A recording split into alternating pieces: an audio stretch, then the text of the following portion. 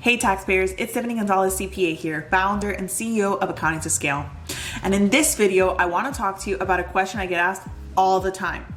Is my newly purchased vehicle deductible in my business? And the answer to this question, like many tax questions, is maybe.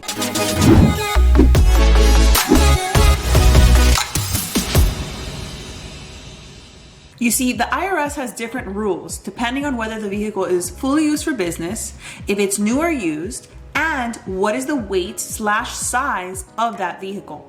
In this video, I'll be covering all of that. So if you're thinking about buying a car this year, especially for a tax break, then this video is for you. Tune in and let's start right at the beginning. First of all, there is no deduction if you buy a vehicle as an individual. Maybe there's some sales tax deduction, but not really because it all depends if you itemize. So the biggest and true deduction comes when you buy a vehicle for business purposes. Next, it is always much more lucrative to buy a new vehicle than it is a used vehicle.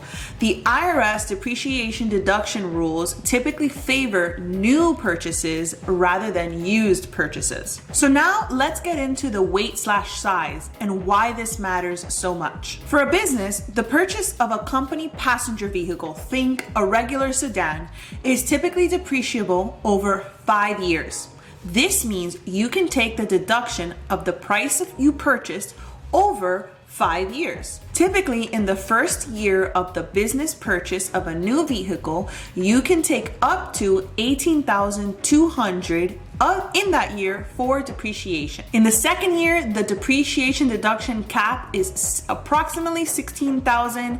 In the third year, it's approximately $9,000, and in future years, the cap is roughly $5,000. Although these are the caps, you can't just deduct the cap. It all comes down to what is the actual purchase price of the vehicle. Now here is where the real tax incentive begins.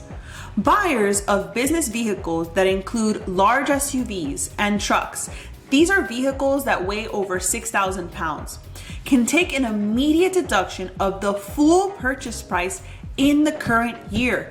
That is huge. So let me give you an example so we can put these two into perspective. Let's assume you purchase and finance a vehicle with a fair market value of $50,000. You put $10,000 down and your payments are going to be $700 a month for the next 5 years. So the vehicle here that you purchased is a regular passenger vehicle. Think a sedan. Your cash out of pocket in the first year was roughly $18,800.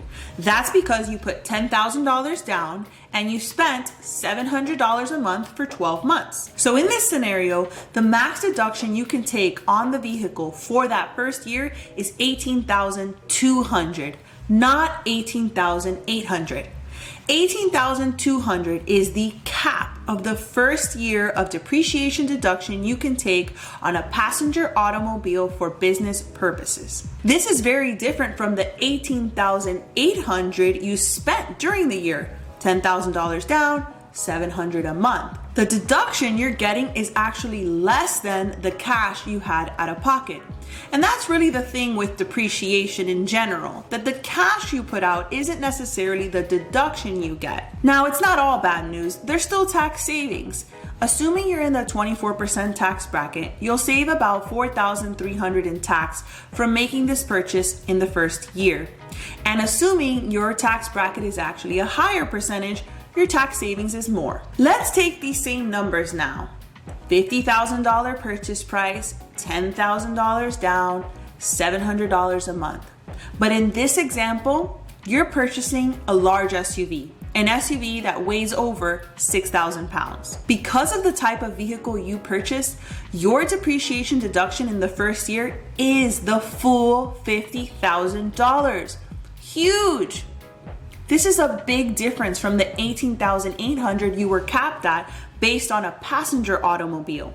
It's also very different from the $18,800 that you spent during the year on the vehicle. Again, assuming you're in the 24% tax bracket, you've now saved $12,000 in taxes. And if your tax bracket is higher, your tax savings is higher. Purchasing a large vehicle is a way you can leverage and accelerate deductions in the current year in an effort to lower your income and taxes. It's really important to keep in mind that you still need to analyze whether this is a good financial decision based on your specific financial situation, because at the end of the day, you're still spending a lot of money on a vehicle. Another disclaimer is that typically large SUVs are priced higher than the regular passenger automobile. And so in this example, we kept the same $50,000 purchase price, but the truth is your math may be very different, where a passenger automobile might be a little less expensive than a larger SUV. But don't worry, you don't need to do the math on your own. There are amazing CPAs right here at Accounting to Scale that love numbers. So give us a call at 305-503-2814. If you have a financial term or topic you'd like us to discuss, please leave it in the comments below. We love your suggestions. Hit the like button and subscribe to our YouTube channel. Follow us on LinkedIn, Instagram, and Facebook at Accounting to Scale. Until the next video, your favorite CPA, Tiffany Gonzalez.